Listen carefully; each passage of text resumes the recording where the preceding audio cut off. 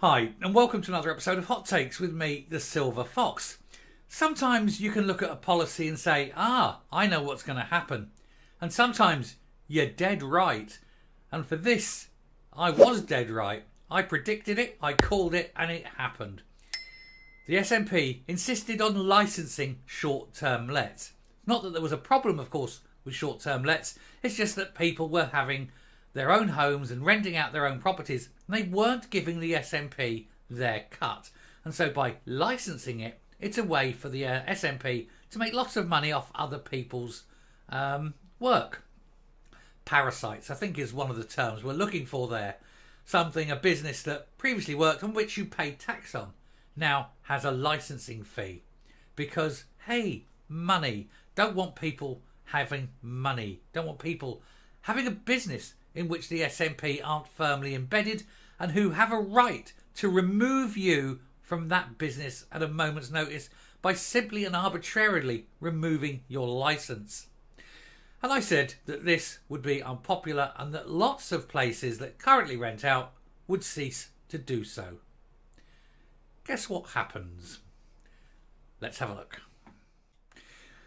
Right then, this is obviously one of those I told you so moments. But then I think everybody could have told you so. SNP's reckless short-term let scheme hits the North East as 16% give up and shut down. That's a lot of places just not opening up, not taking guests.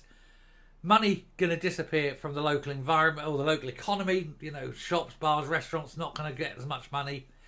And so everybody will suffer. Places will close. You know, people will be thrown on the dole. It's not good.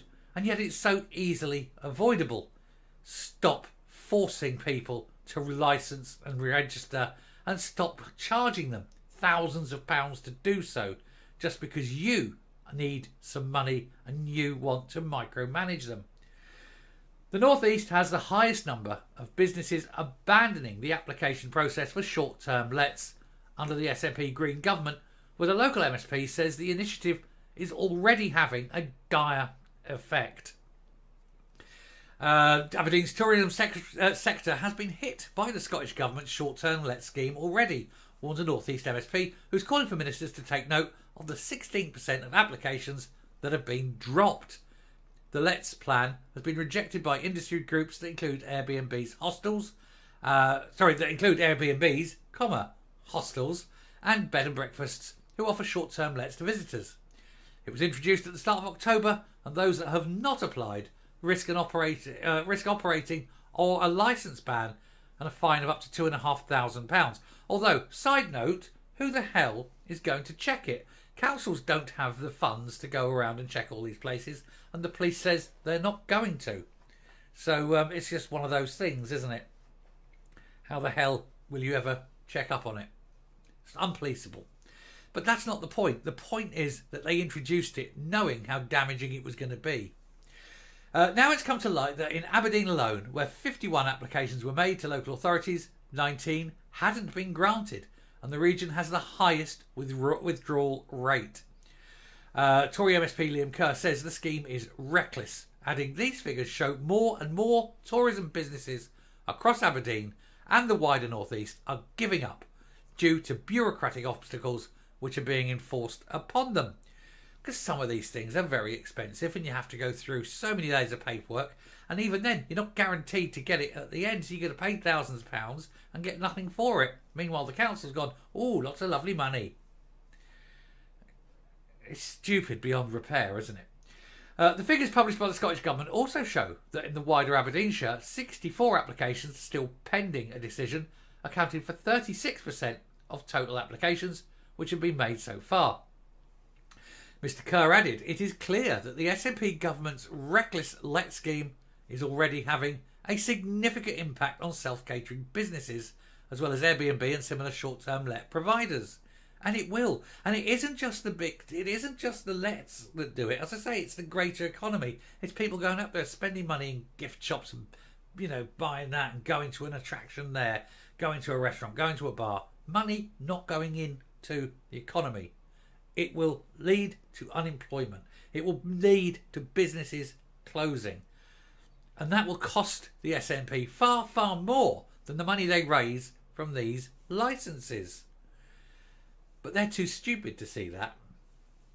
They think, oh good, we've got a licence, we can get our man, we can be politically involved in that business.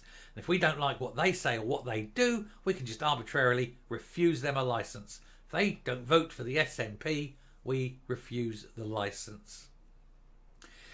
Operators that haven't already withdrawn are facing unacceptable waits from cash-strapped councils, which have clearly been left ill-prepared to process applications.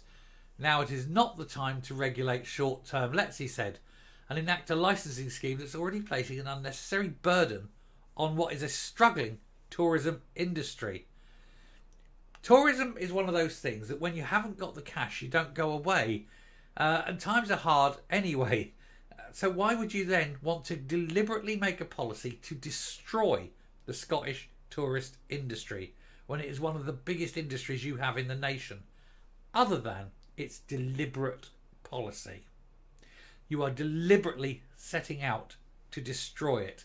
That's the only conclusion that can be made. He went on, the Scottish Government must look at these figures and listen to the concerns raised by the tourism and self-catering sectors, rather than to continually hammer them at a time when they need support. It's all down to the Greens. It's all down to the Greens. Let's destroy all industry. Let's make everyone impoverished. And the SNP are going on going, yeah. Then they'll have to follow us, won't they? Marxism in action, eh? Don't let people succeed. Success is evil, apparently. Local authorities with the highest numbers of total applications received and validated include Highland, 1,400, Fife, 580, Dumfries and Galloway, 570, and that collectively account for over half, or 55%, of all applications received and validated. There's been a lower number of applications for the city of Edinburgh, 195. Now, Edinburgh is a big city, and they've only had 195 applications. Don't fancy your chances getting a room in Edinburgh anytime soon. Glasgow, only 91. And then Aberdeen, 51, and Dundee, 28. 91. In a city of 1 million people, 91 applications for rooms. The tourism industry is going to die. Next year, when the Edinburgh Fringe comes and nobody turns up because nobody can find a room, and what rooms there are available in the hotels will be £1,000 a night or something stupid, who the hell's going to come? And then all those acts will get nothing, all those bars, all those restaurants, all those people who need that money coming in will see it not coming in, and then they'll have to let staff go and then maybe shutter the businesses, all because the SNP are greedy and controlling. Oh well, you keep voting for them. What do you expect? Coming up. Now, I do firmly believe it's deliberate. I don't think this is a byproduct of an accidental decision. It's not one of those unintended consequences. I think they are setting out to deliberately destroy the Scottish tourism industry for whatever reason they want. I do think they want absolute poverty and they want to be the conduit of happiness.